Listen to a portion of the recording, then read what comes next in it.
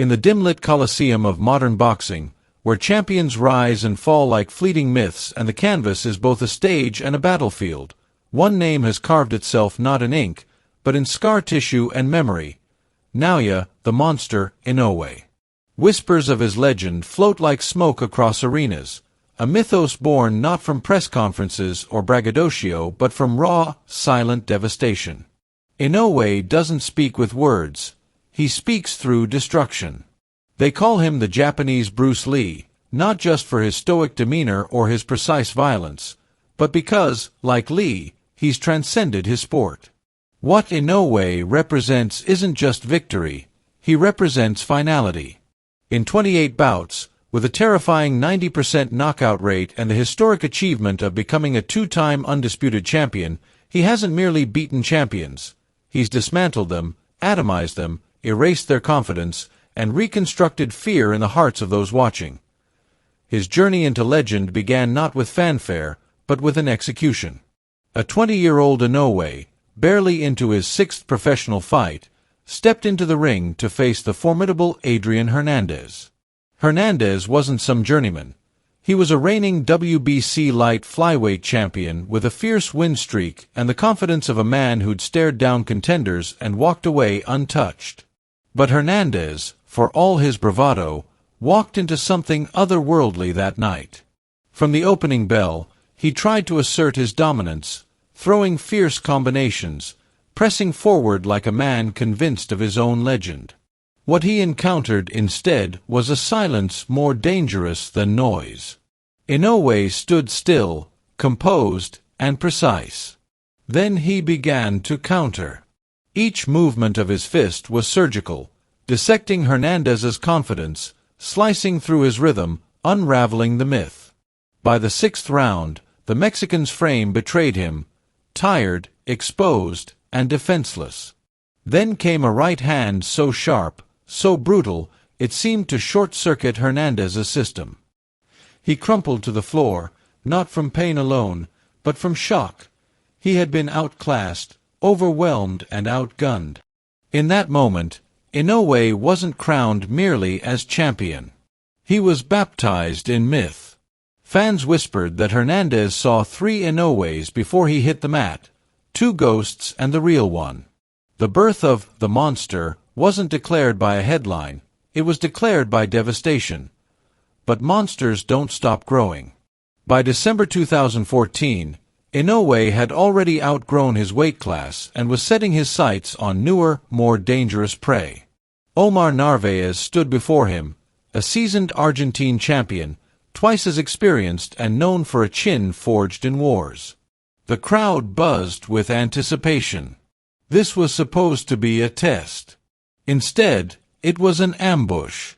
Just 26 seconds into the bout, Inoue delivered a right hand with the kind of authority that doesn't ask questions. It demands surrender. Narvaez collapsed instantly. Though he managed to rise, the Argentine found himself punched back into oblivion moments later. By the second round, it was over. Not because Narvaez lacked heart, but because Inoue didn't give him a chance to use it. The message echoed loud and merciless. Experience and toughness are meaningless when facing a monster who hits like a meteor and moves like a ghost. Inoue's rise was not just marked by titles, it was marked by transcendence. When he moved up to bantamweight in 2018, critics and fans alike wondered whether his legendary power would follow him. Jamie McDonnell, a durable, tough champion with a strong record, awaited him at the gates of the new division. The answer came not through words or strategy, but through an explosion. Inoue didn't wait to feel the new division out. He declared war. A body shot midway through the first round folded McDonnell like a hinge. Though the Brit tried to rise and fight on, it was clear he was damaged goods. A savage 9-punch combination brought the curtain down. In less than 2 minutes, Inoue had flattened another champion and proved that his power was not only transferable, it was evolutionary. It was becoming something more terrifying with each passing fight. Later that same year, Inoue entered the World Boxing Super Series, a tournament of elite champions. His first opponent, Juan Carlos Payano, a skilled southpaw and former title holder. It was expected to be a chess match. What followed was more of a lightning strike. Just 70 seconds into the opening round, a perfect left-right combination landed with frightening accuracy. Payano didn't fall. He collapsed, like a marionette whose strings had been cut. Silence swallowed the crowd, and then it erupted. There was no fight to analyze, no tactics to dissect. Inoue had taken a former world champion and erased him like chalk on a blackboard. Commentators didn't know whether to applaud or whisper a prayer. What they'd seen was less a punch and more an exorcism. Then came May 2019. The scene, a unification bout against the undefeated Puerto Rican champion Emmanuel Rodriguez. This was the big one. 2 belts, 2 unbeaten, 1 ring. Rodriguez started strong, trading punches, landing clean shots, and even seeming to edge the first round. But there's a danger in thinking you're safe while dancing on a landmine. In the second round, Inoue adjusted. He closed the distance, measured his man, and detonated. A left hook to the liver sent Rodriguez into a full-body shutdown. He managed to rise, but it only extended the suffering. 2 more knockdowns followed, each more brutal than the last. By the time the referee waved it off, Rodriguez had been turned into a cautionary tale. He later admitted it felt like being hit by a truck. But it wasn't just the power that haunted him, it was how suddenly and efficiently everything unraveled. Inoue didn't just take belts, he took belief. And then came perhaps the most emotionally charged moment of his career, his rematch with Nonito Donaire in June 2022. Their first bout was a war, a 12-round epic where both men bled, battled, and earned each other's respect. But the sequel had no time for sentiment. From the opening bell, Inoue descended on Donaire like a haunting. Gone was the cautious respect. In its place was fury. By round 2, the Filipino Flash was battered and stunned. Then came the finisher, a brutal right hand that sent Donaire crashing down, a legend extinguished by a greater force. Inoue didn't just win that night, he evolved. That fight was a declaration that he was no longer chasing greatness. He had arrived. By the end of that year, Inoue faced Paul Butler, with all the marbles on the line. Undisputed bantamweight supremacy. Butler, crafty and evasive, came not to win, but to survive. And for several rounds he did. He danced, clinched, and kept distance, hoping to avoid the inevitable. But monsters are patient. And when patience expires, destruction begins. Inoue's attacks grew sharper, more venomous. By the 11th round, Butler's defenses collapsed. A furious combination pinned him to the ropes.